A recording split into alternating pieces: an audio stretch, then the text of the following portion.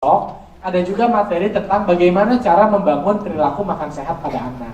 Ya Bu ya, kita tahu masalah, kita ajarkan juga cara mengatasi masalah itu ya. Jadi itu Bu, yang kedua yang bisa mengakibatkan permasalahan gizi tadi. Dan yang ketiga, ini tingkat keamanan makanan dan air minum. Enggak lagi masalah kualitas, tapi keamanan makanan. Apakah terkontaminasi, apakah tidak higienis, atau apakah sudah basi dan lain sebagainya. Jadi yang kedua, selain faktor keluarga yang mengakibatkan permasalahan gizi tadi adalah asupan makanannya yang tidak adekuat. Kenapa tidak adekuat? Karena kualitasnya yang nggak cukup, karena faktor perilaku pemberian makanannya yang kurang baik, atau karena masalah keamanan makanannya yang memang tidak baik. Nangkep ya Bu ya? Itu permasalahan kedua yang kira-kira harus diselesaikan oleh Kader Posyandu. Dan yang selanjutnya Bu, ini dari perilaku menyusui yang tadi saya bilang lah, tidak ASI eksklusif, tidak melakukan IMD, atau ada penyakit yang terjadi pada anak tersebut. Karena anak-anak yang terkena infeksi seperti diare berturut-turut ya, cacingan dan lain sebagainya, dia pun akan mengakibatkan terjadinya gizi buruk tadi. Jadi permasalahan gizi buruk tadi di tingkat keluarga ya, tidak hanya di masalah orang tua, lingkungan, tidak hanya di masalah kualitas makanan, pemberian ASI, tapi juga dari masalah infeksi juga itu bisa mengakibatkan permasalahan kurang gizi ya. Jadi itu Bu beberapa permasalahannya, sehingga apa? Sehingga ke depan maka asupan zat gizi itu harus cukup di masa 1000 hari pertama kehidupan. Nah nanti materi ini akan dibawakan hari ini Bu, di materi ketiga atau keempat saya lupa lah. Ini sebagai gambaran lah, ibu-ibu bisa lihat sendiri. Ada yang namanya tumpeng gizi Bu. Tumpeng gizi itu gimana? Oh, dalam sehari maka porsi yang paling banyak itu adalah zat-zat seperti ini Bu ya. Bisa dilihat zat tenaganya kayak nasi, jagung, sagu dan lain sebagainya. Terus yang kedua apa? Yang harus banyak itu sayuran dan buah-buahan. Yang selanjutnya apa lagi yang lebih sedikit lagi, ini lauk pauk dan yang ujungnya gula garam gitu ya. Terus air putih mah jelas. Terus di luar makanan ada perilaku juga yang harus didorong seperti mencuci tangan, beraktivitas fisik. Ini bisa apa aja sih pokoknya aktivitas fisik, dan memantau berat badan. Ini nanti akan dibahas lagi Bu ya. Nah apa aja sih yang diperlukan? Ada zat tenaga, zat pembangun, zat pengatur. Zat tenaga itu ada apa? Karbohidrat, contohnya ini ya Bu ya, gambar-gambarnya ada nasi, jagung gitu ya, umbi-umbian. Lemak itu kayak susu, mentega, minyak. Zat pembangun itu ada protein hewani kayak ikan, daging gitu ya, telur dan lain sebagainya. Protein nabatinya kacang-kacangan. Dan ada zat pengatur vitamin dan mineral itu seperti sayuran dan buah-buahan. Nah ini semua harus ada di porsi piring makanku yang kayak gini ya Bu ya. Nih makanan pokok tuh harus, nih kalau ibu makan gambarannya yang sehat tuh kurang lebih seperti ini. Porsinya tuh makanan pokok tuh, nah ini Bu kayak nasi ya atau apanya, sayurannya ya, porsinya tuh harus sama antara makanan pokok dan sayuran. Terus lauk pauk sama buah-buahan. Ini gambarannya. Ya, gambarannya kurang lebih seperti ini. Ya, jadi itu yang dinamakan bergizi nanti. Ibu yang akan hamil dan ibu hamil pasti harus memenuhi kebutuhan ini kalau anaknya mau gizinya baik. Ya. Terus apalagi yang harus diperhatikan oleh ibu hamil? Dia harus sehat, periksa kehamilan secara teratur. Nanti setelah ini ada Bu, pemeriksaan kehamilan itu seperti apa? Berat badannya harus naik, minum obat tablet penambah darah, aneka ragam makanan dan tanpa zat pengawet atau zat pewarna. Nah ini berapa penambahan berat badan normal setelah kehamilan gitu. Yang ibu status gizi baik itu kenaikan berat badannya ketika hamil itu tuh berkisar antara 11,5 sampai 16 kg. Ya, kalau yang gemuk sekitar segini, sangat gemuk segini dan kurang gizi kurang atau kurus seperti ini. Ini bisa dibaca lah karena nanti akan dibahas lagi di bagian kehamilan ya. Terus Bu, di trimester 1 ya, di 3 bulan awal itu tuh makan ibu hamil tuh setidaknya harus satu makan besar dan satu porsi cemilan. Nah ini ada gambarannya lah, kayak gini nih.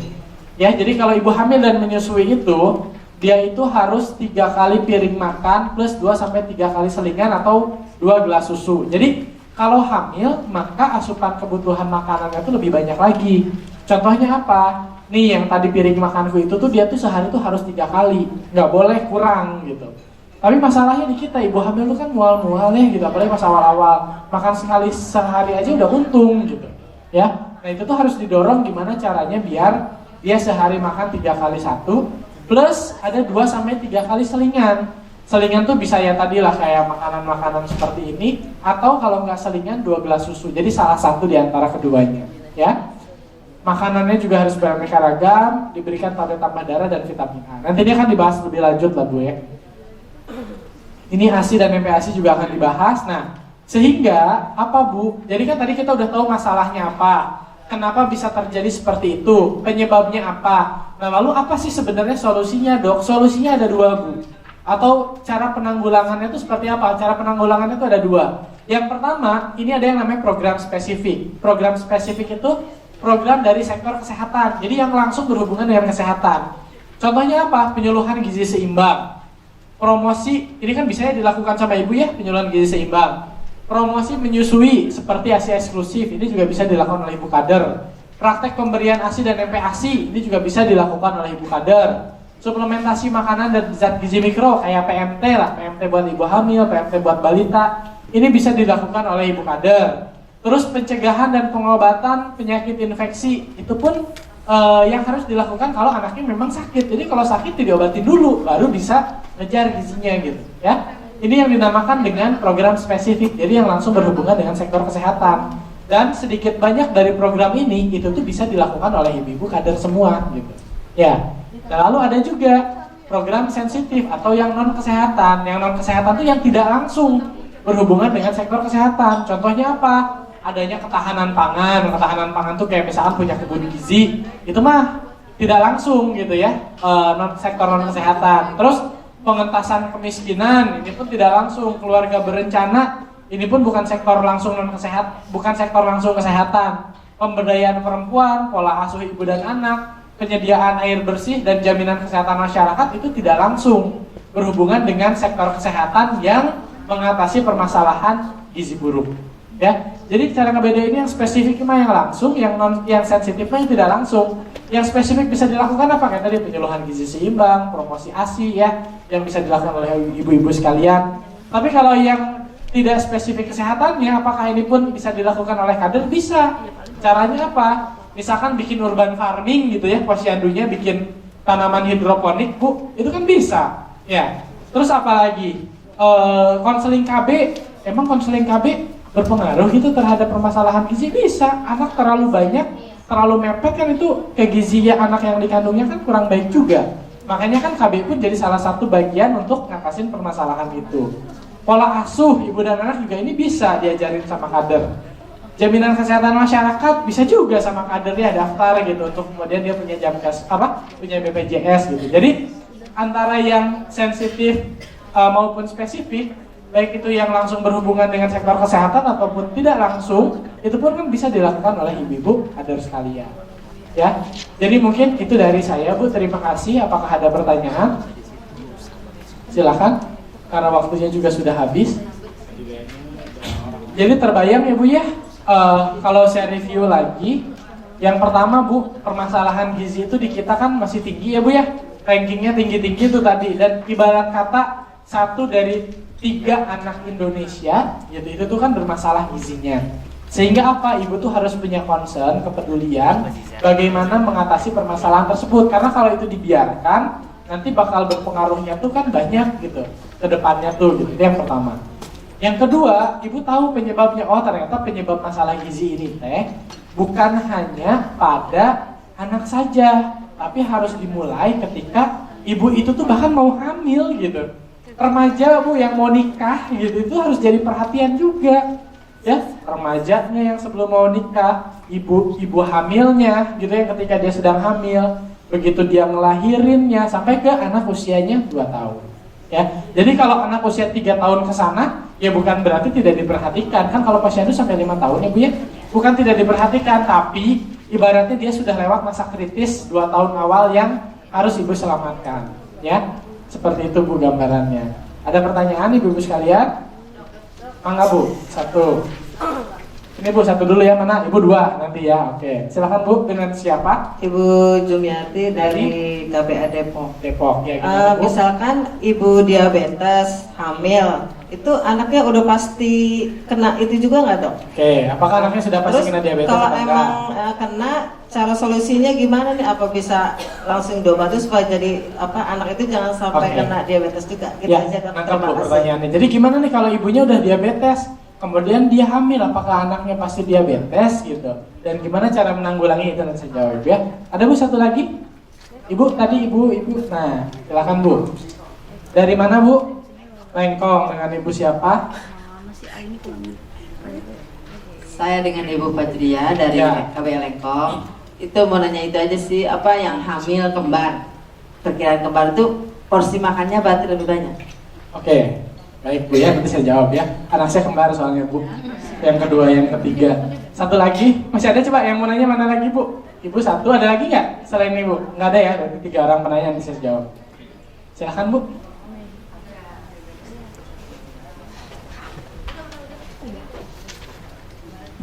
Ya, nah. Dengan Ibu siapa Bu? Oke, gimana Bu?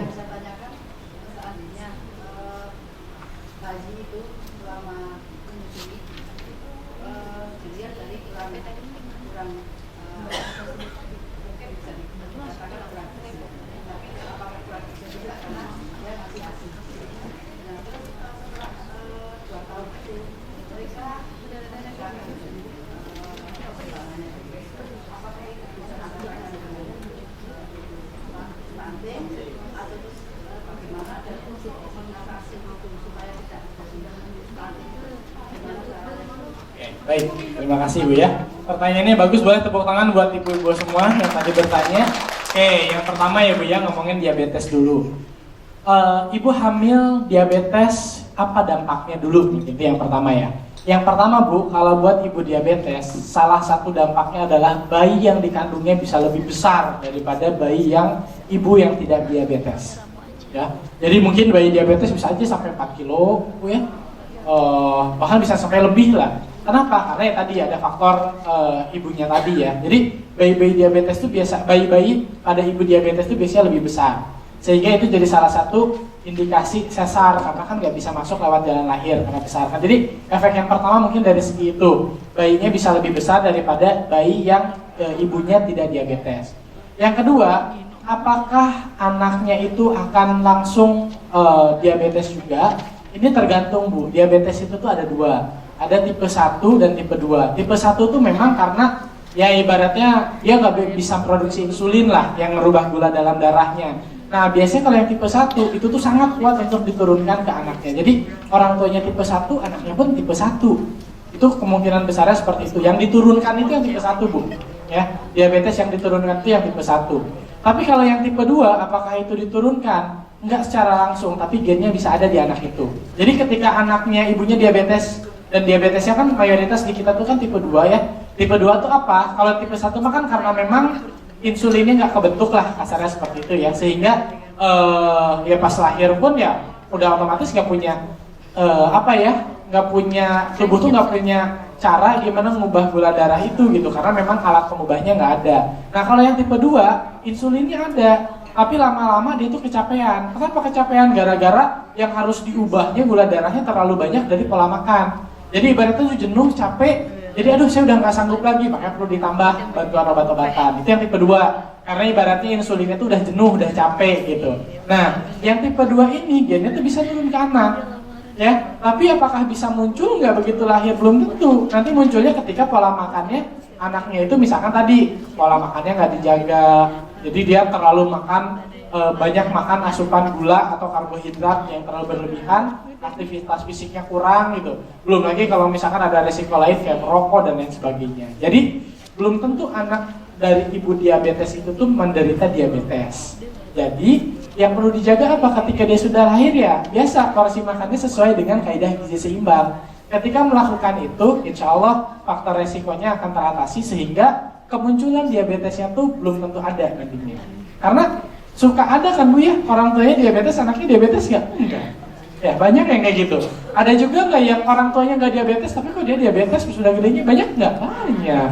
Ya jadi seperti itu Bu. Jadi banyaknya faktor selain tadi gen, Jadi faktor perilaku itu pun mempengaruhi gitu ya, pola makan dan lain sebagainya. Dijawab ya Bu ya, seperti itu. Tadi yang kedua dari lengkong itu anak kembar. Bayi ibaratnya gini, orang tua dengan janin yang kembar, apakah makannya lebih banyak daripada kalau yang janinnya satu? Ya tentu saja Bu. Kenapa? Karena yang dikandungnya itu lebih besar gitu. Kalau gini loh, kembar pun gitu, itu tuh ada dua macam. Ada kembar yang satu kantung tuh dari satu sel telur, plasentanya satu, gitu ya, plasentanya satu, dan tumbuh dalam satu pelindung ya, satu ketuban lah, ya. Ibaratnya dari satu plasenta, dari satu telur, dia kemudian pecah jadi dua, ya. Dan biasanya kalau yang kembarnya dari satu telur itu, anak di dalam tuh rebutan Bu. Ngambil makanan ibunya tuh. Jadi makanya pas lahir kadang suka ada yang gede, satunya kecil gitu. Ya, itu yang dari satu telur. Tapi begitu lahir pun mukanya mereka identik. Kalau yang satu telur itu tuh jadi mirip banget, susah ngebedainnya. Ada satunya lagi yang dia tuh dari dua telur, dua sel plasentanya yang ari-arinya, dua kantung juga gitu. Nah kalau itu yang dua telur itu masing-masing anak menerima dari plasentanya masing-masing. Jadi nggak akan rebutan, nggak akan yang satu nyedot ke yang ini, nggak gitu. Karena masing-masing punya salurannya dan pas lahir anaknya biasanya berarti nggak jauh beda. Tapi pas lahir pun anaknya biasanya beda mukanya, nggak mirip antara yang satu dengan yang satunya lagi gitu. Nah, yang saya kayak gitu Bu, anak kedua ketiga saya tuh dari dua sel telur, dua plasenta, dua kantung, pas lahir nggak mirip gitu mukanya tuh. Sekarang kelihatan lah bedanya tuh kelihatan. Nah, dua-duanya baik itu yang satu kantung atau yang dua kantung tentu membutuhkan kebutuhan makan jauh lebih banyak daripada yang anaknya nggak kembar gitu. Kenapa? Karena bayi yang dikandungnya lebih banyak gitu, lebih banyak kebutuhannya lebih tinggi. Anak kembar normal aja lahir tuh kadang BBLR, padahal tuh ibaratnya udah kurang gizi karena dua, jadi otomatis tuh nggak akan bisa besar kayak anak normal gitu. Jadi kalau anak kembar yang satu BBLR itu tuh kadang masih jadi hal yang wajar gitu. Jadi yang satu 2,4, yang satu 2,6 itu sangat wajar gitu. Jarang kalau ada anak kembar dua-duanya 3 kilo gitu, itu jarang. Jadi pasti anak kembar tuh lahirnya lebih kecil. Kenapa? Karena kan ada dua gitu. Kebutuhan dua anak ini pun yang dipenuhi dari ibunya juga kan, walaupun ibunya makan sebanyak apapun, nggak akan bisa bikin anak ini jadi 3,5 kilo dua-duanya. Ya, susah gitu. Kenapa? Karena kan memang ya kemampuan makan orang tua juga terbatas lah. Mau makan sebanyak apapun juga tetap ada batasannya. Terus yang kedua juga si rahim atau si janin itu kan, perut itu kan ada batasannya ya gitu. Nggak akan bisa sebesar masing-masing yang 3 kilo itu gitu. Jadi secara fisiologisnya pun memang pasti akan lebih kecil. Tapi kalau itu tidak disuplai dengan asupan makan yang baik, dia akan jauh lebih kecil lagi. Bisa jadi lahir segede botol kecap, cuma 1, berapa kilo kayak gitu. Kenapa? Karena makannya nggak benar kayak gitu. Tapi kalau makan udah benar, tapi dok anak kembar saya kan cuma 2,4, ya nggak apa-apa, kan kembar Bu gitu. Apalagi kalau kembarnya 3 gitu, itu bisa lebih kecil lagi gitu ya. Jadi kalau apakah itu harus memenuhi asupan makanan yang lebih banyak? Tentu saja Bu. Jadi dia harus lebih banyak lagi. Bahkan beberapa dokter spesialis obgyn kadang menganjurkan ini harus minum susu kambing gitu, karena kandungan proteinnya lebih tinggi gitu, dan lain sebagainya lah. Jadi tentu ada treatment khusus berkaitan dengan ibu dengan hamil bayi kembar ya, seperti itu. Nah yang terakhir berkaitan dengan dok, gimana sih cara tahu kalau misalkan bayi ini tuh kurang gizi, kan dia lagi disusuin gitu ya Bu ya, itu yang pertama kan. Nah yang pertama Bu, kalau ngomongin status gizi ya, ibu-ibu kalau di posyandu ngisi KMS dan buku KIA atau KMS aja? Dua-duanya. Kalau KMS itu kan yang diisi apa? Berat badan ya Bu ya. Jadi bulan 1, bulan 2, bulan 3 dan seterusnya itu berat badannya. Kalau tinggi ada juga nggak? Ada juga, itu di KMS atau di buku KIA? KMS apa KIA? KIA ya? Di KMS juga ada ya? Jadi buku KIA itu yang tadi yang pink, KMS itu kan yang selembar. Di KMS ada juga nggak tinggi badan? Ada ya? Tapi tinggi badan per apa? Tiap bulan aja ya? 1 bulan, 2 bulan, jadi per bulan aja ya Bu ya, kayak gitu. Nanti mungkin besok Bu akan ada review lagi tentang pengisian dan pembacaan KMS. Jadi nanti kita akan ngasih beberapa contoh soal KMS yang baik itu yang seperti apa sih gitu. Terus yang perlu dirujuk yang seperti apa sih? Jangan-jangan ya Bu ya. Ini nggak tahu bener atau enggak. Selama ini ibu-ibu cuma ngisi aja KMS tapi nggak tahu kapan harus dirujuk, kapan harus ini. Yang penting ya udah rutinitas aja ngisi kasih ke ibunya. Ya, jangan-jangan seperti itu. Besok jangan sampai kayak gitu. Jadi beres pelatihan ini kita harus tahu, oh KMS-nya gini. Ini tuh harus dirujuk gitu ke puskesmas. Ibu harus bisa ngerujuk gitu ya. Jadi di KMS itu kan tadi ada berat badan, ada tinggi badan ya Bu ya. Bahkan kalau di KIA yang paling baru itu tuh ada yang grafik dari WHO. Ada yang tahu nggak Bu? Yang itu tuh spesifik kalau ini laki perempuan grafiknya beda. Ya, ada berat badan per umur, tinggi badan per umur, berat badan per tinggi badan ya. Nah, kalau ngomongin tadi Bu status gizi itu bisa dilihat pada fase usia manapun terkait dia apakah masih menyusui aja atau enggak. Jadi misalkan bayi usia 4 bulan, nanti dilihat berat badannya berapa, tinggi badannya berapa, laki atau perempuan. Kalau laki pakai grafiknya laki, perempuan pakai grafiknya perempuan, nanti kalau di buku KIA itu. Nah nanti dilihat, oh berat badannya misalkan tuh 9 bulan tuh 9 kilo, ya.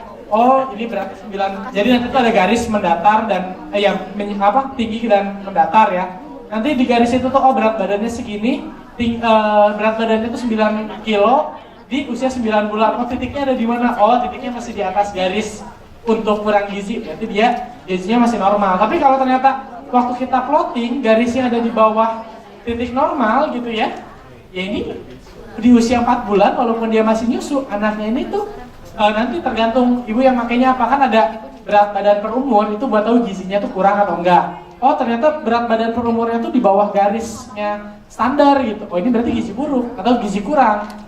Dan apakah masih 4 bulan pun masih nyusu dok? Iya, walaupun masih nyusu di usia sekarang bayinya ini gizi kurang, harus diperbaiki mumpung masih 4 bulan gitu. Nah itu ketika diperbaiki dan akhirnya naik, nggak jadi stunting dia Bu, karena kan masih di bawah 2 tahun. Jadi hal-hal yang ditakutkan tadi bisa jadi nggak terjadi, karena masih bisa diperbaiki. Beda cerita kalau memang dari awal sampai akhir dia selalu di bawah garis dan itu nggak pernah dilakukan intervensi, nah dia jadi stunting. Ya. Kalau misalkan sampai 2 tahun perkembangannya, kalau stunting itu dilihatnya tuh nanti dari tinggi badan per umur grafiknya. Jadi kalau misalkan gizinya kurang Bu, berat badan per umurnya kurang, tapi waktu ibu plotting di grafik yang lain tinggi badan per umur dia masih di atas garis standar, itu belum stunting gitu. Jadi yang stunting tuh kalau yang tinggi badan per umurnya di bawah grafik selama terus menerus sampai 2 tahun dia lewat kayak gitu. Nah tapi Bu, sebagai gambaran ya, saya yakin pasti ibu-ibu repot banget ngerjain plotting kayak gitu. Aduh, ini berat badan kacamata aja udah 2 gitu. Ini tuh di mana titik di mana harus pakai penggaris, susah lah Bu. Saya yakin itu tuh sangat sulit karena memang ini tuh jadi kompetensinya tenaga kesehatan. Jadi ibu-ibu tuh hanya didorong tuh bisa ngisi KMS. Nah tapi untuk mengatasi itu, makanya kita ajarin ya udahlah nggak usah ngeplotting itu, ibu tinggal masukin berat badan umurnya pakai aplikasi, jadi deh. Nanti di aplikasi itu langsung ketahuan berat badan menurut umur, nanti itu ketahuan normal. Atau ternyata di situ ketahuan langsung gizi kurang, itu langsung Bu ada tulisannya. Atau pas masukin tinggi badan per umur, anak Anda sangat pendek, nanti dibilangin harap segera kunjungi dokter. Bahkan untuk rujukannya pun udah dibilang sama si aplikasi ini gitu. Nah aplikasi ini yang ngeluarin itu Ikatan Dokter Anak Indonesia Bu, jadi pasti terjamin gitu ya. Ya secara kurang lebihnya dia terjamin lah. Jadi yang akan kami ajarkan besok ke ibu-ibu bukan lagi masalah plottingnya atau menentukan titik ini di mana dan tandanya apa gitu. Walaupun sih mungkin besok akan tetap diperkenalkan Bu, itu akan diperkenalkan, ibu bisa syukur, nggak pun nggak apa-apa. Tapi setidaknya ibu kemudian bisa pakai aplikasi yang nggak usah plotting, masukin angka, keluar hasilnya. Kayak gitu Bu ya. Jadi stunting itu bisa kelihatan Bu di kan stunting itu bahasa Indonesia pendek ya. Walaupun anaknya baru 3 bulan dok, bisa ketahuan nggak anak ini pendek? Bisa. Ketika dia tinggi badan per umurnya di bawah standar, anak ini di usia 3 bulan dia pendek. Tapi bisa diperbaiki nggak? Bisa, kejar gitu, kayak gitu. Jadi si kondisi stunting ini tuh bisa dilihat pada umur manapun dari anak itu berapa tahun sampai berapa tahunnya berdasarkan grafik itu Bu. Jadi kapan di titik manapun kita mau ukur bisa. Cuma nanti kan apakah itu tuh bisa berubah nggak dok? Bisa. Jadi walaupun di setahunnya di grafiknya stunting dok gitu, 8 bulannya enggak, tapi pas tahunnya jadi stunting di bawah garis. Itu stunting nggak ya? Stunting, tapi ini apakah bisa bertahan terus-terusan atau bisa diperbaiki? Bisa diperbaiki. Sebelum 2 tahun. Tapi kalau setelah 2 tahun, susah. Nah, gimana caranya menemukan misalkan sebelum 2 tahun gitu ya Bu ya? Jadi misalkan sebelum 2 tahun, karena kalau setelah 2 tahun, ya bisa sih dikejar gitu ya, tapi kan perkembangan organnya sudah selesai, terlambat gitu Bu. Jadi secara berat badan bisa naik gitu. Secara tinggi badan, nah itu agak susah. Naikin tinggi badan agak susah. Jadi setelah 2 tahun, ibu mau ngasih intervensi banyak untuk gizinya, ke tinggi badan susah. Paling dia ke berat badan gitu. Dan untuk keperkembangan otaknya apakah bisa diperbaiki? Susah, kan tadi udah beres. Di grafik yang tadi saya tunjukin, dia udah mulai selesai perkembangannya. Nah makanya kan yang harus benar-benar dikejar tuh 2 tahun awal Bu. Jadi walaupun dia di 4 bulan, oh masih ada kesempatan balikin normal semuanya. Tingginya normal, beratnya normal, pertumbuhan sel-selnya normal. Setahun masih juga, jadi semakin terlambat kita memberikan intervensi, maka dampaknya pun akan semakin kecil. Jadi kayak misalkan 1 tahun 10 bulan gitu baru diintervensi tetap kurang. Dibandingkan yang misalkan baru setahun, kita ngelihat ada masalah dan kita lakukan intervensi gitu. Kayak gitu Bu, ya. Itu belum stunting, tapi itu gizi kurang aja Bu. Nah tapi kalau itu didiamkan secara lama, dia akan jadi stunting. Jadi stunting itu, anak pendek itu gitu ya, yang terhambat pertumbuhannya itu terjadi gara-gara kekurangan gizinya itu berlangsung lama. Ya, jadi apakah anak stunting itu langsung stunting? Enggak, awalnya gizi kurang dulu, tapi gizi kurangnya terus. Nah, jadinya pertumbuhannya terhambat gitu. Kayak gitu. Jadi itu tuh terjadinya lama Bu kalau stunting gitu ya. Enggak, kalau gizi kurangnya cepet ya. Oh ini kelihatan gizi kurang, besoknya udah bisa normal lagi, besoknya bisa kurang lagi gitu. Tapi kalau stunting tuh enggak. Stunting tuh lama jadinya dan perbaikannya pun lama gitu. Karena dia prosesnya tuh proses yang panjang, bukan proses yang akut untuk memperbaiki berat badan. Karena yang diperbaiki adalah tinggi badan gitu Bu. Jadi yang stunting itu bisa jadi gizinya kurang ya, tapi gizi kurang ini belum tentu stunting gitu ya. Kalau dia berlangsung terus itu stunting. Ya waktunya sudah habis ya Bu ya. Kayaknya memang banyak yang didiskusikan. Tapi terjawab ya Bu ya? Terjawab ya? Pusing ya Bu ya? Pusing ya? Nah itu nanti akan dibantu lagi untuk kita terus ulang dan kita latih Ibu untuk bisa ngitung itu dan ngatasin itu. Terima kasih banyak Ibu-ibu sekalian. Boleh tepuk tangan sekali lagi buat kita semua. Ya, akhirul kalam wabillahi taufiq wal hidayah. Assalamualaikum warahmatullahi wabarakatuh. Assalamualaikum warahmatullahi wabarakatuh Ibu. Masih semangat? Semangat pagi? Yang kurang semangat Bu, semangat pagi? Oke. Hari ini saya di sini biasanya saya ngasih Ibu kan ngasih bekalnya lagu-lagu ya Bu ya.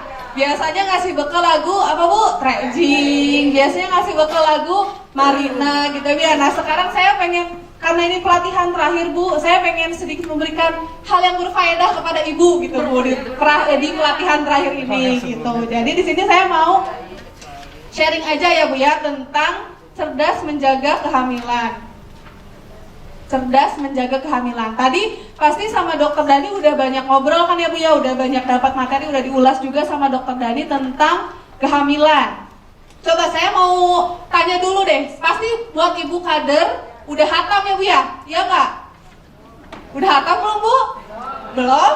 Kan sehari-hari di posyandu pasti ketemu sama ibu hamil. Nah di sini pengen tahu kira-kira jadi cerdas menjaga kehamilan itu kayak gimana sih? Ada yang tahu? Ada yang mau ngasih pendapat? Jadi kira-kira coba Mama Ika, gimana sih cerdas menjaga kehamilan tuh harusnya? Ya, mulai. Assalamualaikum warahmatullahi wabarakatuh. Mencegah, cerdas menjaga kehamilan. Gini, selama kita hamil, kita harus periksa setiap bulan, terus pola makan diatur Bu. Ya makan yang bergizi, terus banyak istirahat, terus banyak makan sayuran, buah-buahan. Apa lagi ya? Kontrol, ya udah setiap bulan. Terima kasih, tepuk tangan dulu dong Bu, buat Mama Ika. Udah pada pintar ini mah. Katanya tadi apa yang pertama? Periksa, kata Mama Ika. Terus yang kedua, pola gizinya, pola asupannya harus dijaga. Terus tadi katanya istirahat. Nah, kita langsung aja ya. Kok nggak jalan ya? Baterainya sel kayaknya. Oh, Baterainya deh. Baterainya. Iya. Pointernya aja udah nggak ada kan? Iya. Iya, baterainya habis. Udah next aja. Kak Eva. Nggak tahu. Coba aja bawa aja. Baterainya ada juga. Next.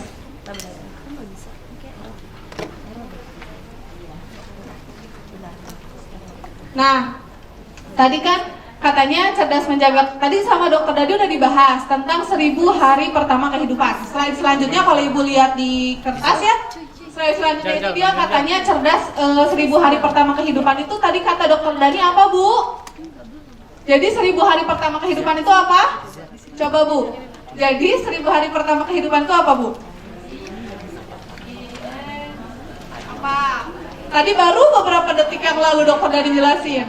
Tadi Dokter Yeti juga jelasin. Jadi 1000 hari pertama kehidupan itu dari kapan? Dari masa konsepsi ya Bu ya. Jadi nggak cuma masa hamil. Jadi sebelum, bahkan tadi kan makanya di materi Dokter Yeti, di materi Dokter Dani dijelasin kalau ternyata si remaja putri pun harus dipersiapkan gitu ya Bu ya. Karena 1000 HPK itu dari masa konsepsi sampai 2 tahun gitu.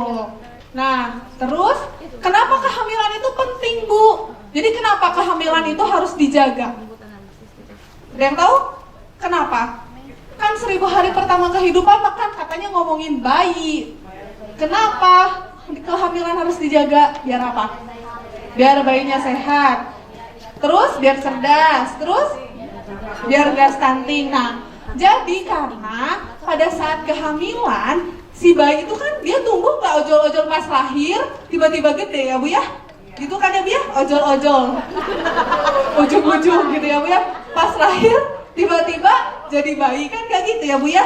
Pada saat hamil dia dari embrio gitu-gitu ya Bu ya. Dia akhirnya tumbuh besar, semakin besar, yang asalnya perutnya gak kelihatan, terus jadi makin besar, jadi makin besar. Nah berarti penting gitu, karena pertumbuhan bayi itu dia berada pada saat kehamilan, dari sejak kehamilan gitu. Makanya di sini kehamilan itu penting, masa kehamilan itu penting pada masa 1000 HPK.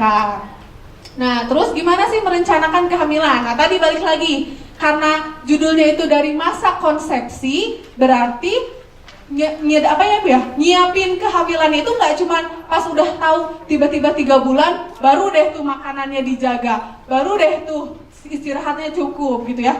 Nggak hanya pada saat kehamilan, tapi harus direncanakan kehamilannya gitu. Coba merencanakan kehamilan itu gimana Bu? Ada yang tahu?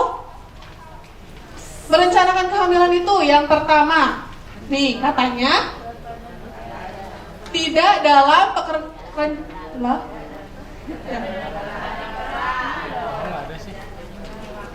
Slide ini. Nah, yang pertama, tidak dalam pekerjaan yang berat. Tadi kata Mama Ika juga ya, terus mempunyai waktu untuk istirahat yang cukup, terus mempersiapkan sosial ekonomi, terus menghindari 4T dalam kehamilan. Ada yang tahu 4T apa aja Bu? Terlalu muda. Coba yang pertama terlalu apa? Terlalu muda. Yang kedua terlalu tua. Yang ketiga terlalu sering hamil. Yang keempat terlalu banyak. Tadi di soal ada Bu, terlalu muda. Banyaknya jawabnya di bawah 17 tahun katanya gitu. Yang benernya harusnya di bawah berapa Bu? Di bawah 20. Kenapa harus di bawah 20? Kenapa di bawah 20? Ada yang tahu nggak? Iya, ada yang nikah 17, ada yang ibu tuh Mama Ika 12 tahun udah nikah, katanya gitu. Nah, jadi kalau misalnya usia 20 tahun itu sebenarnya Bu, secara kesehatan organ reproduksi perempuan itu ya Bu ya, baru matang, baru siap untuk dibuahi itu pada usia 20 tahun. Jadi emang iya banyak nikah muda, banyak yang nikahnya usia 16 tahun udah nikah, 17 tahun udah nikah gitu, banyak. Tapi itu sebenarnya beresiko. Kenapa? Karena organ reproduksinya belum siap gitu. Jadi makanya kenapa nggak boleh terlalu muda. Begitu juga kalau misalnya kenapa nggak boleh terlalu tua. Kenapa Bu nggak boleh terlalu tua? Beresiko kondisi organ. Kalau tadi organ reproduksinya belum siap, kalau ini fungsi organ reproduksinya sudah mulai berkurang kayak gitu. Apalagi kalau misalnya nanti usia 40 baru punya bayi, nanti kan iya hasilnya kurang bagus katanya gitu. Terus untuk mengasuhnya juga waktunya kurang, tenaganya sudah berkurang seperti itu. Jadi betul ya tadi Pate.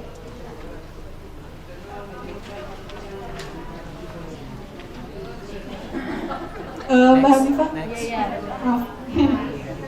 Belum bisa katanya. Terus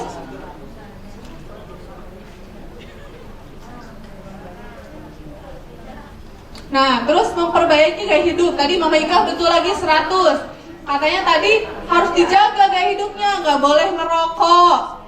Ada ibu hamil yang merokok? Ada perempuan yang merokok? Banyak ya Bu ya. Nah, nggak boleh merokok. Terus tidak mengkonsumsi alkohol, tidak mengkonsumsi narkotika, psikotropika dan nafsa. Terus yang ketiga, upayakan kecukupan gizi dan berat badan. Jadi berat badan itu harus naik apa turun Bu kalau lagi hamil? Terus kalau lagi hamil, gak mau gendut, ibu hamilnya diet aja, boleh gak Bu? Gak boleh, coba kita lihat ya Bu ya. Nah terus tadi betul lagi, Mama Ika bilang kontrol kehamilan. Kontrol kehamilan itu berapa kali Bu? Minimalnya berapa kali selama kehamilan? 1 bulan sekali? Berapa coba? Berapa Bu?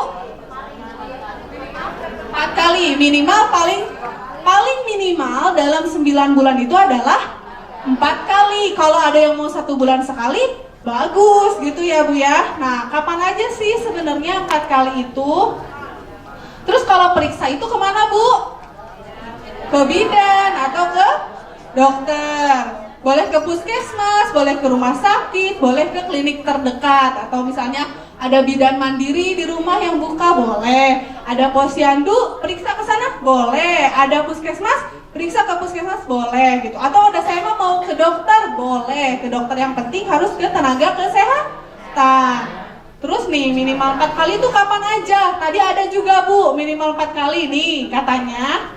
Yang pertama itu awal kehamilan sampai 14 minggu. Atau kalau misalnya mau ditrimesterin gitu ya Bu ya, berarti sebelum usia kehamilan 3 bulan gitu. Itu yang pertama. Terus yang kedua 14 sampai 28 minggu. Kalau dibulanin gitu ya Bu ya, 4 sampai 6 bulan. Terus yang ketiga 28 sampai 36 minggu. Berarti kalau misalnya dibulanin 7 sampai 9 bulan. Terus yang terakhir di atas 36 minggu atau menjelang kelahiran. Berarti kalau mau gampang Bu, trimester 1 berapa kali? 1 kali. Trimester 2 berapa kali? 1 kali. Trimester 3 berapa kali? 2 kali. Oke. Terus kalau misalnya periksa kehamilan, jangan lupa bawa buku ini Bu. Buku apa ini? Buku KIA yang tadi ditanyain sama Mbak Hanifah. Kenapa Bu perlu buku KIA? Biar tercatat, biar terpantau betul. Jadi kalau misalnya bidannya kan pasti banyak pasiennya, dokternya banyak pasiennya, nanti lupa. Supaya bisa melihat memantau gitu kondisi kehamilannya bisa melalui buku KIA. Nah terus periksa kehamilan tuh tadi sama dokter Dani udah dijelasin. Katanya periksa kehamilan tuh jadi gak cuma datang ngobrol-ngobrol doang, tapi harus ngapain aja Bu? Kalau di posyandu biasanya suka ngapain kalau ibu hamil periksa? Lila, terus berat badan, tensi darah, terus tinggi badan diperiksa nggak? Suka diperiksa nggak? Enggak ya? Nah harusnya tinggi badan pun diperiksa Bu 1 kali pada saat kunjungan pertama gitu ya. Tapi nggak usah setiap bulan diperiksa, dan tinggi badan mah nggak akan nambah ya Bu ya. Yang perlu diperiksa setiap bulan berarti apa? Tensi sama berat badan gitu. Terus selain itu juga perlu diperiksa kehamilannya. Diperiksa kehamilannya sama siapa Bu? Sama Bu bidan. Jadi kalau ibu kader yang meriksanya cuma apa aja? Tensi sama berat badan. Selain itu kalau misalnya yang awal kehamilannya, awal kunjungannya ada tinggi badan dan lila. Jadi tahu ya? Tahu. Nanti kalau misalnya untuk periksa kehamilannya itu diserahkan kepada ibu bidan. Nah selain itu ada juga nih minum 1 pil tambah darah setiap hari selama 90 hari. Tadi sama dokter Yeti udah dibahas. Yang harus ibu ingatkan kepada ibu hamil mengenai pil tambah darah. Yang pertama, minumnya harus pakai minum air apa Bu? Air putih. Kalau pakai teh boleh? Kalau sama air jeruk? Boleh. Terus minumnya sesudah makan. Terus dia kan bikin mual. Kira-kira kapan enaknya diminumnya? Sebelum tidur. Betul. Terus ada lagi imunisasi tete. Imunisasi tete ini buat apa Bu? Tetanus, mencegah tetanus toksoid. Kesiapannya ke ibu dan bayi. Kapan aja disuntik tete kapan Bu? Waktunya kapan sih? Sebelum hamil. Terus sebenarnya bagusnya ya Bu ya, setiap individu atau setiap orang itu dia suntik tetenya itu dapatnya tete lengkap gitu ya Bu ya. Kan ada yang 3 kali hamil, tiap hamil disuntik gitu ya. Nah bagusnya secara teori ya, bagusnya tuh itu adalah tete lengkap. Kapan tete lengkap itu? Nih, tete 1 itu adalah pertama misalnya sekarang saya disuntik tete nih, boleh catin misalnya Bu ya sebelum nikah boleh, atau misalnya ada waktu saya udah keburu nikah nih nggak sempat nggak sempat dicatin, nggak apa-apa suntik sekarang misalnya. Terus 1 bulan kemudian dia disuntik lagi, terus rutin 6 bulan setelah itu disuntik lagi, jadi sampai 5 kali. Terus udah gitu 12 bulan kemudian atau 1 tahun, terus kemudian 1 tahun kemudian. Lihat kekebalannya aja sampai lebih dari 25 tahun. Jadi nggak perlu, kan tetanus itu nggak cuma pas lagi hamil ya nggak Bu? Iya kan? Tetanus itu kan buat nanti kita ke depannya juga. Jadi akan lebih baik kalau misalnya imunisasi tete itu tete lengkap. Terus, nah ikut kelas ibu hamil. Di daerah ibu, di KBA ibu suka ada kelas ibu hamil? Yang ngadain siapa? Puskesmas. Terus ibu hamilnya suka pada ikut nggak Bu? Ikut. Dalam 1 kali kelas ibu hamil itu harus berapa kali pertemuan? Berapa kali? Harusnya 1 orang ibu hamil datang kelas ibu hamil itu datang 4 kali pertemuan, dan salah satu pertemuannya didampingi oleh keluarga atau suami. Kenapa? Kenapa Bu? Kan yang hamil istrinya aja, tapi kan suaminya juga bertanggung jawab ya Bu ya. Yang bikin siapa? Berdua ya. Masa yang harus belajar ibunya aja gitu kan? Betul ya Bu ya. Nah jadi tugas ibu kader apa dong kalau gitu? Tugas ibu kader apa?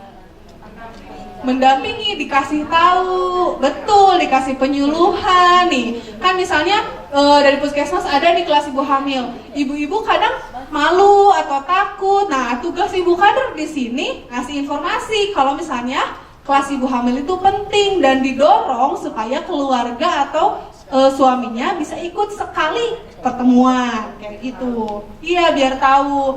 Nanti di sini kan bisa dapat informasi ibu hamilnya gitu. Nah, terus sekarang memperhatikan asupan nutrisi yang sehat. Yang pertama, diperhatikan sejak persiapan masa kehamilan. Jadi nggak cuma pas lagi hamil, kadang ada ya Bu ya nggak nyadar hamil, tahu-tahu udah 3 bulan selama ini makannya seblak gitu ya Bu ya. Terus makannya bakso gitu kan. Nah, sebenarnya harusnya dipersiapkan bahkan sebelum masa kehamilan sudah dipersiapkan gitu. Terus makan dengan pola gizi seimbang dan bervariasi. Jadi emang sih misalnya saya sukanya tempe terus gitu ya, tempe aja terus nggak makan tuh nasi tempe aja gitu, nggak pakai apa-apa lagi, sukanya itu aja dan gitu. Nah bagusnya pola gizi seimbang itu kalau dulu mah 4 sehat 5 sempurna ya Bu ya. Nah kalau sekarang mah gizi itu adalah gizi seimbang. Gizi seimbang itu nanti mungkin akan dibahas oleh materi selanjutnya, tapi kurang lebih dia itu harus bervariasi. Jadi nggak cuma ada proteinnya aja, misalnya harus ada sayurnya, harus ada buahnya, harus ada lauknya gitu. Neng nggak atuh mahal gitu daging teh. Protein nggak harus daging ya Bu ya, betul nggak? Ada apa aja protein? Ada tempe, ada tahu, murah ya Bu ya itu mah? Murah gitu, daripada uangnya dibeliin buat seblak, mending buat tempe gitu. Kalau bosan ganti sama tahu, bosan lagi tahu goreng, tahu kecap gitu. Rendang, tahu gitu. Nah terus terus misalnya nih ada nih, jadi kalau misalnya biasanya ibu hamil makannya 1 hari 1 kali sebelum hamil, nah usahakan porsinya tuh misalnya biasanya 1 piring, nah usahakan porsinya ditambah. Kenapa? Karena yang makan gak cuma sendiri yang butuh gizinya Bu, ada berapa? Ada 2. Nah terus gak cuma jumlahnya aja, tapi kualitasnya juga harus diperhatikan gitu ya. Jadi gak cuma asal wareg, ibu teh makan indomie wes sama nasi, gak asal kenyang gitu ya Bu ya. Yang penting mah kenyang, indomie sama nasi, karbohidrat ketemu karbohidrat. Yang penting kenyang aja gitu, bukan itu, tapi harus diperhatikan kualitasnya. Terus udah gitu harus diolah juga secara sehat, jadi pastikan pengolahannya juga sehat gitu ya. Nah terus tidak ada pantangan selama hamil. Nih siapa yang suka ada dikasih tahu nggak boleh makan ini, nggak boleh makan itu, nggak boleh makan ikan, nanti anaknya bau anyir gitu. Tuh katanya nggak boleh makan apa Bu? Cumi, nanti itu hari-harinya gitu. Itu kan teori dari mana Bu? Teori dari mana? Iya katanya gitu. Nah jadi sebenarnya ibu hamil itu nggak ada pantangan ya Bu ya.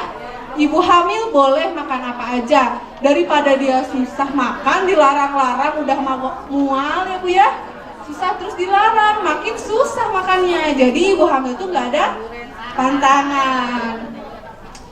Terus apalagi? Cukupi kebutuhan air minum. Tuh jadi berapa Bu?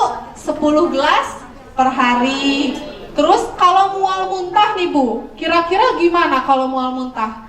Kan ibu hamil suka mual-mual ya, apalagi trimester pertama usia kehamilan 1-3 bulan. Solusinya gimana Bu? Ada yang tahu? Makan yang asam-asam katanya. Terus? Nah betul sih, suka pengen makan yang asam-asam, tapi pastikan ibu hamil itu punya mah nggak? Kalau misalnya dia makan yang asam-asam terus punya mah, itu malah memperparah mualnya. Jadi kalau untuk ibu hamil mual muntah itu kan normal ya Bu ya, kalau misalnya masih dalam batas wajar dan di usia kehamilan di bawah 3 bulan. Caranya, solusinya nih kalau misalnya ibu hamil curhat ke ibu, ini mual muntah saya gitu kan, kasih tahu ibu makannya sedikit tapi sering. Gimana Bu sedikit tapi sering teh? Iya, jadi misalnya pagi-pagi makannya nggak usah 1 piring besar, makannya 1 piring kecil. Terus nanti misalnya jam 8 udah makan, misalnya dari bangun tidur udah mual, boleh langsung makan biskuit gitu kan. Terus jam 8 udah lapar, makan lagi 1 piring kecil. Misalnya 2 jam kemudian udah lapar lagi, boleh makan lagi 1 piring kecil. Kayak gitu terus, jadi nggak perlu langsung blek banyak, tapi sedikit-sedikit tapi sering. Boleh, silahkan Ibu. Terus kemudian kalau misalnya minum obat nih, kan mungkin aja ibu hamil sakit ya Bu? Mungkin. Kalau mau dapat obat boleh nggak beli sendiri di warung?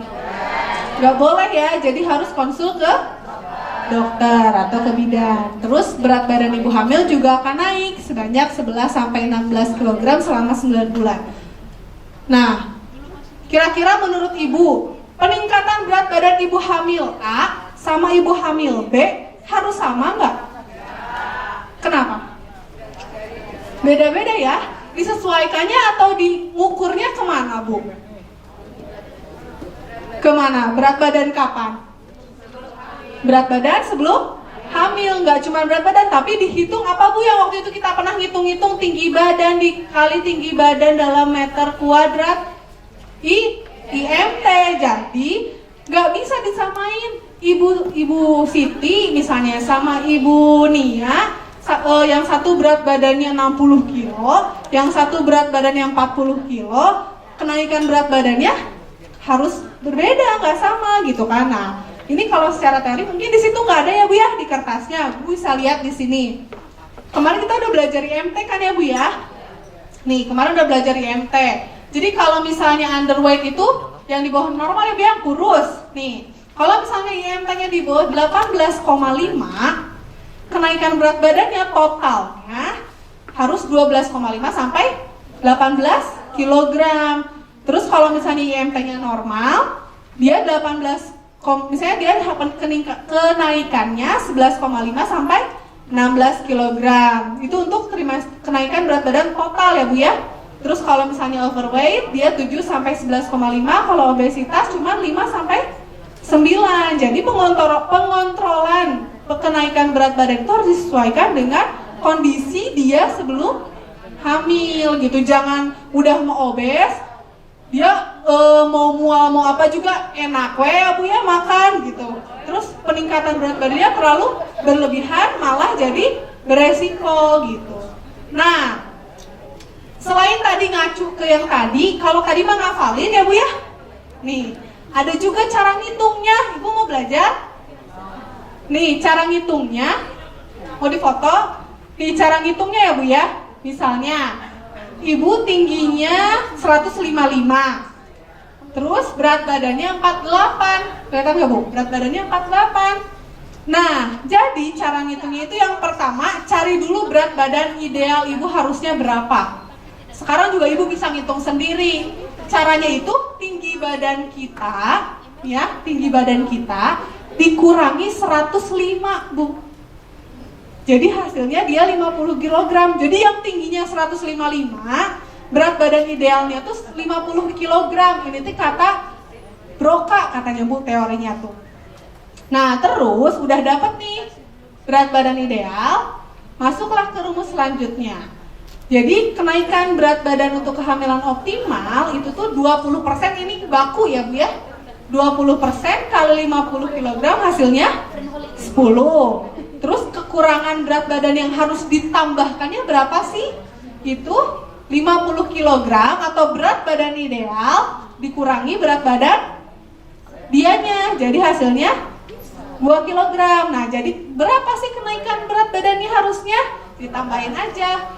Berat badan untuk kehamilan optimal ditambah sama kekurangan yang harus ditambahkan. Jadi 12 kg. Pusing Bu? Pusing. Ya udah, kita skip dulu. Nanti kita latihan di akhir ya Bu ya. Nanti kita tengok lagi ininya. Nah, terus ini banyak Bu gizi yang harus dipenuhi, itu ada protein, karbohidrat, vitamin, lemak dan lain sebagainya. Banyak ya Bu ya. Fungsinya untuk apa juga banyak, kayak protein untuk pembentukan sel tubuh dan lain sebagainya.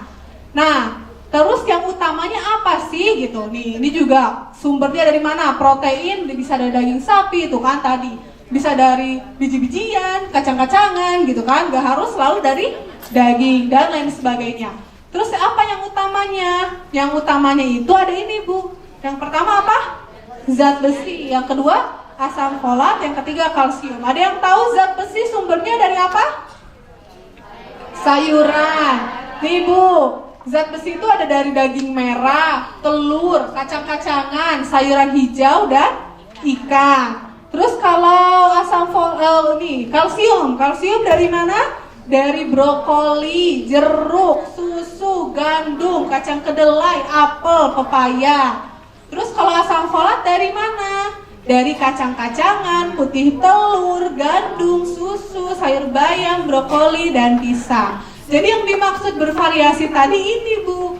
Jadi gak itu terus makannya sama tempe terus gitu ya Bu ya. Padahal sumber protein gak cuma tempe. Sumber protein ada ikan, ada telur, ada tahu gitu. Yang ini ada di slide, di kertas yang di print Bu. Kalau yang ini ada di kertas yang di print. Nah, terus selain dari makanan, karena kan kita nggak bisa menjamin ya Bu ya, iya nggak? Pasti nggak semua ibu hamil makannya terpenuhi kayak tadi? Pasti nggak? Pasti nggak? Enggak kan? Makannya perlu asupan suplemen. Yang tadi ada zat besi dan asam folat. Yang tadi tablet tambah garam. Nah, ini kayak gambarannya aja Bu. Jadi di piring itu yang pertama memang harus cuci tangan dulu ya Bu ya. Terus udah gitu air putih, terus batasi gula, garam, dan minyak. Nih dalam satu piring makanan pokoknya misalnya nasi, terus ada sayur bayam misalnya, terus ada ikan tongkol, terus sama semangka gitu Bu. Ini secara idealnya gitu. Nah terus ini apa yang harus dihindari oleh ibu hamil? Yang pertama rokok, terus minum yang beralkohol, terus apa lagi Bu? Jamu dan obat-obatan. Terus ada daging setengah matang atau mentah. Terus ada kopi dan teh. Tadi teh kenapa Bu penyebabnya? Kalau minum teh kenapa? Teh itu dia menghambat penyerapan zat besi. Jadi kalau misalnya ibu udah makan sayur-sayuran hijau yang banyak, udah minum suplemen tablet tambah darah, tapi ibu rajin juga nih minum tehnya, itu dia percuma kebuang, jadi nggak diserap oleh tubuh gitu. Jadi sebaiknya selama hamil dikurangi minum tehnya, gitu ya Bu ya. Nah, terus aktivitas yang sebaiknya dihindari tadi berdiri dan bekerja terlalu lama, terus pakai high heels. Suka pakai sepatu tinggi, ibu hamilnya jangan dulu ya Bu ya selama hamil. Kenapa? Takut jatuh. Terus kan kalau ibu hamil sering pegal dan bengkak di kaki ya Bu ya. Dengan pakai high heels itu kan dia ibu hamil aja udah ada berat, ada yang harus ditumpu. Menumpunya di kaki kan ya Bu ya. Semakin pakai high heels dia semakin memperparah atau semakin memperberat bengkaknya. Terus yang terakhir, dilarang menggunakan kendaraan beroda 2, khawatir jatuh. Terus kalau misalnya lewatin jalan yang jelek kan, kenapa? Terguncang. Apalagi kehamilan di bawah 3 bulan, nanti khawatir keguguran dan sebagainya. Terus nih, aktivitas yang sebaiknya dilakukan, jalan pagi, olahraga ringan, senam ringan, atau berenang. Ada yang bilang katanya Bu ya berenang nggak boleh. Ada yang bilang nggak boleh, padahal sebenarnya berenang boleh kok ibu hamil gitu kan. Nah terus tanda bahaya, ada yang tahu tanda bahaya ibu hamil apa aja? Keluar cairan dari kemaluan, terus perdarahan, terus demam tinggi, terus muntah terus menerus, sakit kepala hebat dan kaki bengkak sama gerakan janin berkurang. Yang pertama, cairan dari kemaluan itu apa Bu? Ketuban. Kalau air pipis? Enggak apa-apa ya Bu ya, air pipis mah normal. Terus yang selanjutnya pengen tahu nih, gerakan janin berkurang.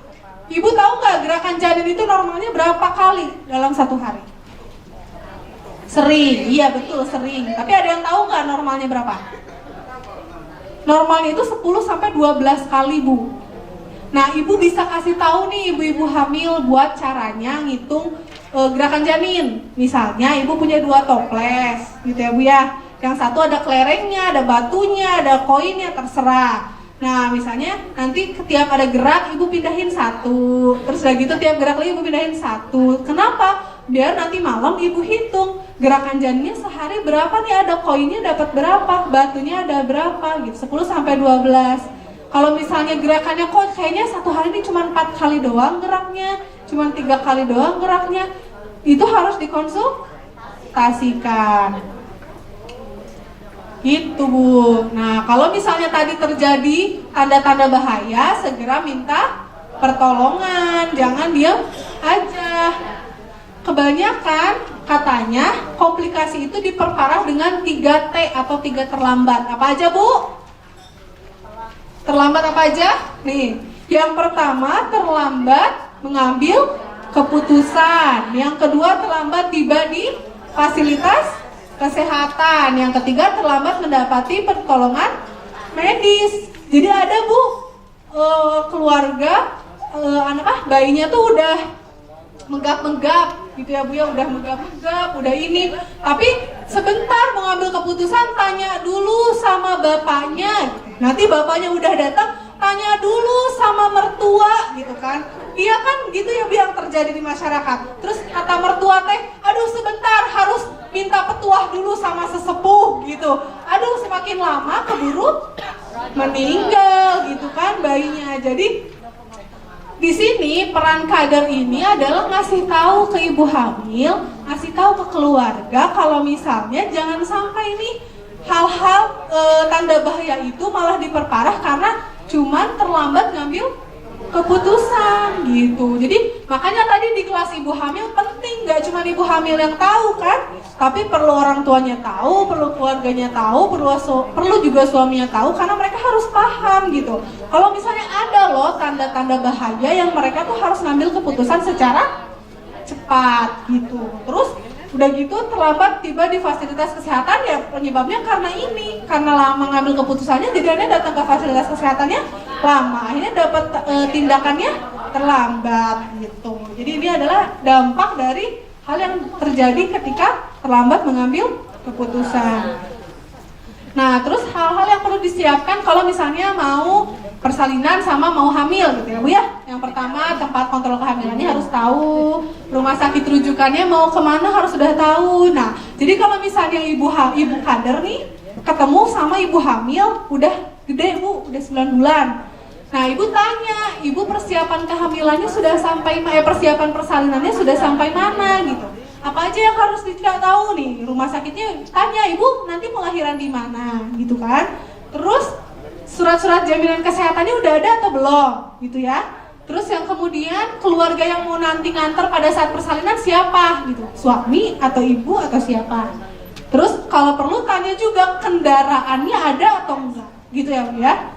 Terus tabungan untuk persalinan ini harus diingatkan bahkan sejak mereka hamil. Terus sudah gitu, yang terakhir adalah siapkan donor darah. Jadi ketika melakukan kontrol kehamilan, setidaknya lakukan USG 1 kali Bu pada trimester kedua atau 3 sampai 6 bulan di rumah sakit yang memiliki fasilitas USG lengkap. Nah, terus persiapan menyusui apa aja Bu? Jadi kenapa persiapan menyusui harus dibahas pada saat kehamilan Bu? Ada yang tahu nggak? Kenapa sih pas lagi hamil, air susunya juga belum keluar, udah dibahas dari sekarang? Kenapa? Perlu untuk persiapan, apalagi untuk yang ibu yang hamil pertama. Ya, pas pertama iya belum tahu, kaget pas misalnya udah lahiran nih bayinya, iya terus udah gitu pas ngasih susu ini ada yang kuning 3 hari pertama ada yang kuning terus malah dibuang. Padahal itu adalah apa Bu?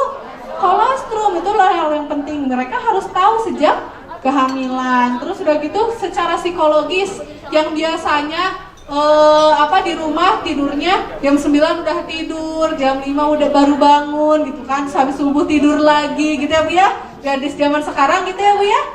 Nah terus tiba-tiba dia punya anak, jam 1 harus bangun, jam 2 bangun lagi harus nyusuin. Secara psikologis dia terganggu, bahkan makanya ada yang namanya baby blues ya Bu ya. Jadi lihat bayinya malah pengen marah-marah, pengen pipi, ya malah stres sama anaknya gitu.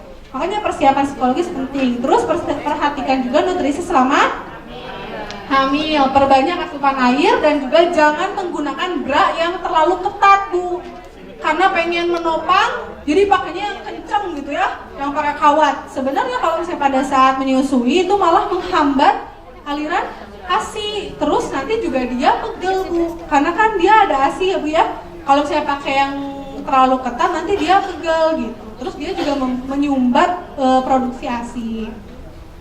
Nah, terus persiapan kontrasepsi juga harus difikirkan. Tadi kan 4 terlalu itu apa Bu yang selain terlalu muda dan terlalu tua? Terlalu dekat dan terlalu banyak. Jadi perlu ada kontrasepsi. Kenapa?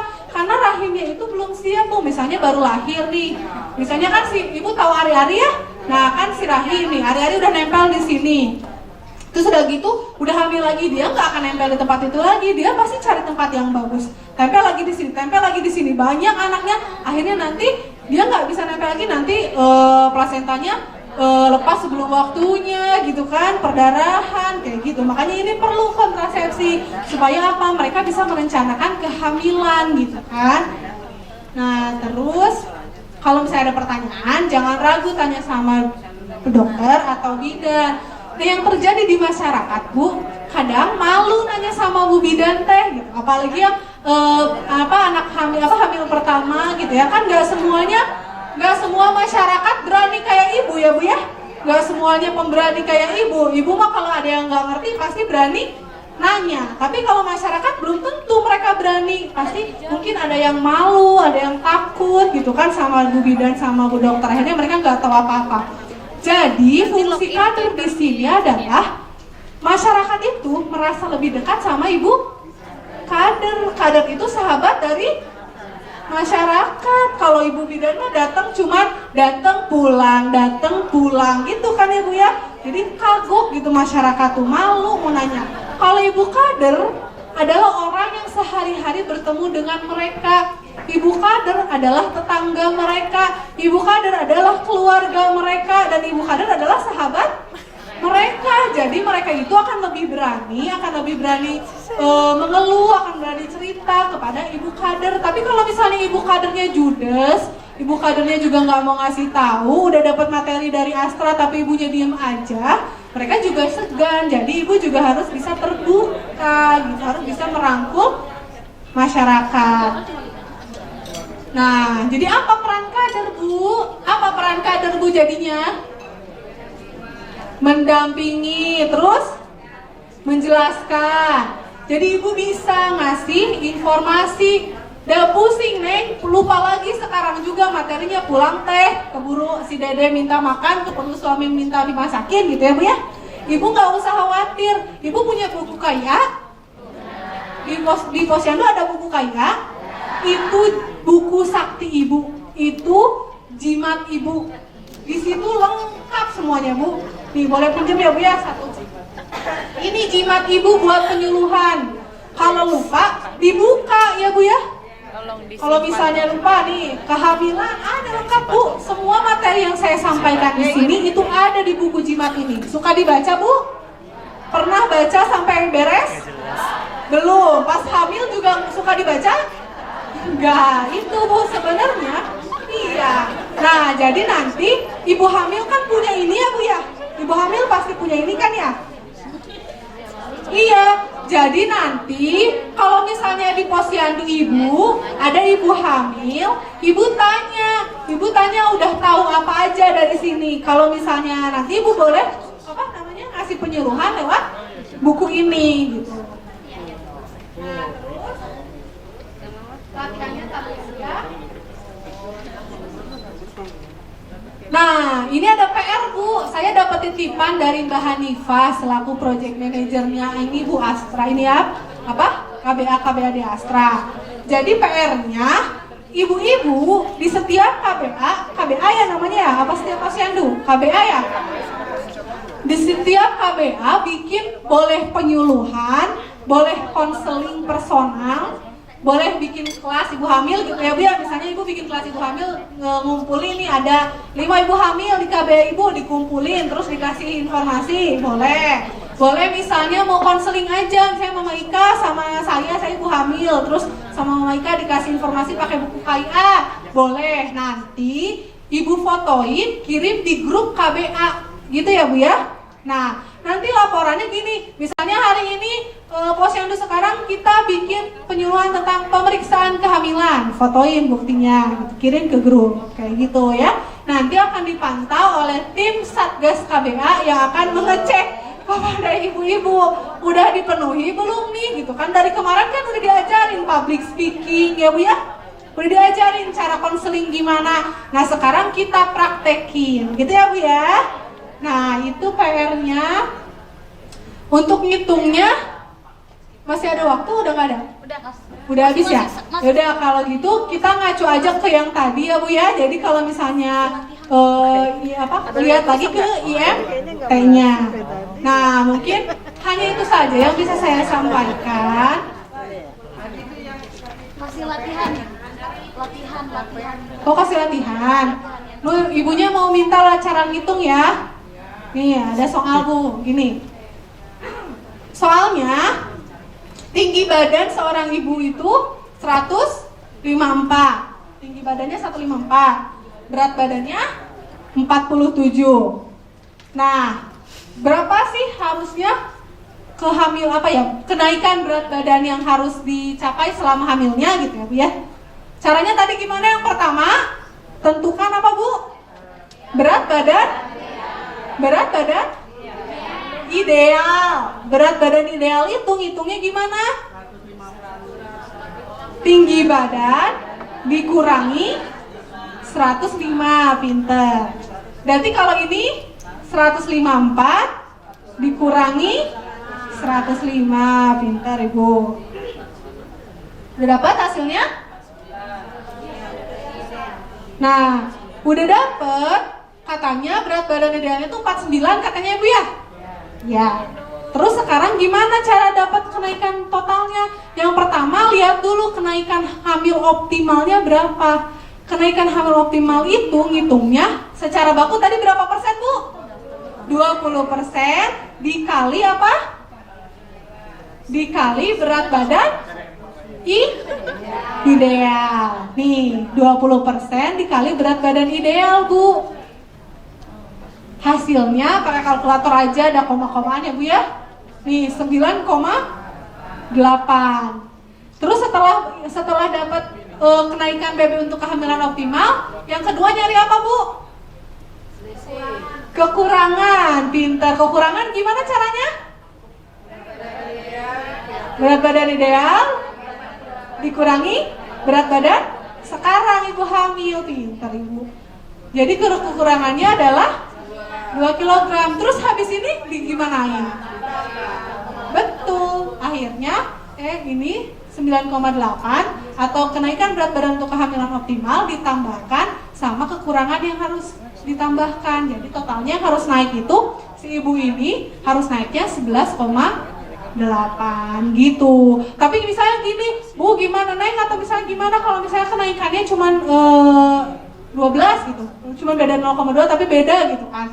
Nggak apa-apa, Ibu bisa ngacu ke yang tadi IMT yang kalau kurus dia harus naiknya berapa, gemuk harus berapa gitu ya Bu ya.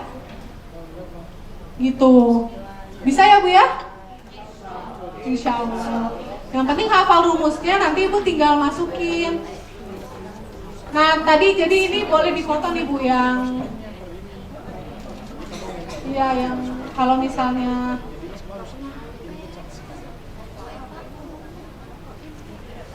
nih boleh difoto Bu, kalau misalnya underweight berapa harus naiknya. Jadi kalau misalnya tadi si ibunya itu 11,8 nih, dia naiknya secara normal harusnya 11,8 misalnya, taunya dia naiknya cuma 11,5. Lihat lagi, cocokin di kalau secara IMT dia masih normal nggak gitu, masih masuk ini nggak range-nya. Kalau masih masuk berarti nggak apa-apa gitu ya Bu ya. Oke, kalau di foto mungkin hanya segitu yang bisa saya sampaikan. Ya, boleh. Kalau ada yang mau tanya, boleh.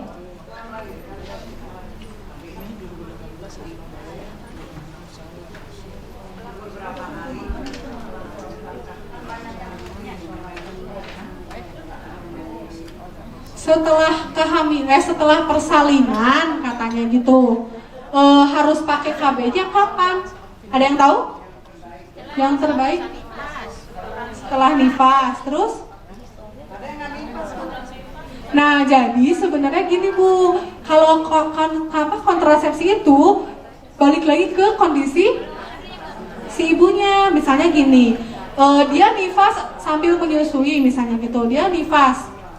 Kalau selama nifas kan mungkin dia memang nggak berhubungan ya Bu ya, itu nggak jadi masalah. Tapi kalau misalnya setelah nifas, dia harus, kalau memang dia tidak mau menggunakan, tidak mau punya anak lagi, atau sebaiknya memang ditunda terlebih dahulu, setelah nifas harus langsung pakai gitu ya Bu ya. Jadi sebenarnya setelah nifas, setelah dia mulai aktif untuk melakukan hubungan seksual, dia harus menggunakan kontrasepsi gitu. Kebayang nggak Bu? Karena kan nifasnya juga nggak bisa disamakan semua secara patokan gitu Bu. Jadi karena kondisi setiap ibu hamil berbeda. Iya gitu. Iya. Ada lagi?